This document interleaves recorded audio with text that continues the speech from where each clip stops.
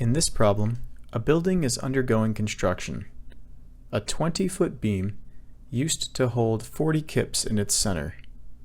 The point load is being removed and the engineer wants to determine the equivalent distributed force per linear foot that can be applied to the beam instead. The equivalent force in kips per foot is most nearly 1, 2, 3, or 4. So in this problem, we have a beam that used to receive a point force that we want to convert into an equivalent distributed load.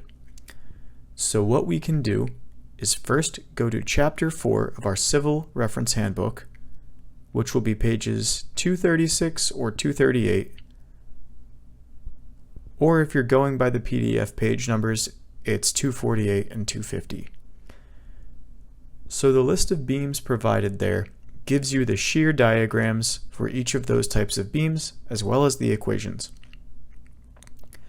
So if we were to go to number 7 first, 7 is our simple beam with a point load at center.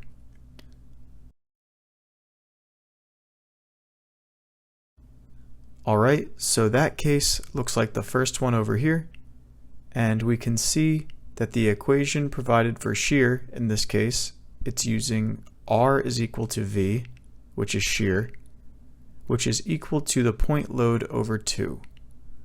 So in this case, shear is going to be equal to the load of 40 kips over 2, so 20 kips.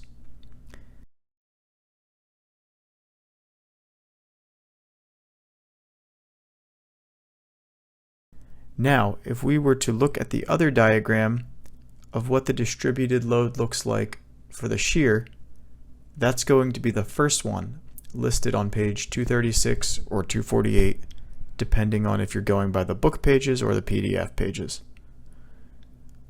And that is given as a simple beam with a uniformly distributed load.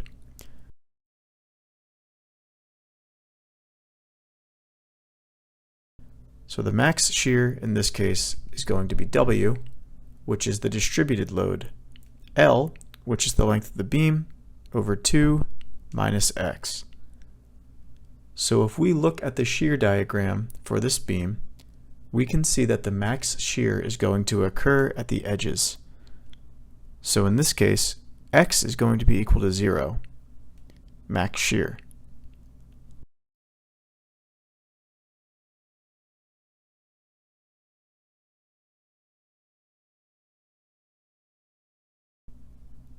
So in this case, it's just WL over 2. And we've already been given the max shear that we need to account for from the previous beam type.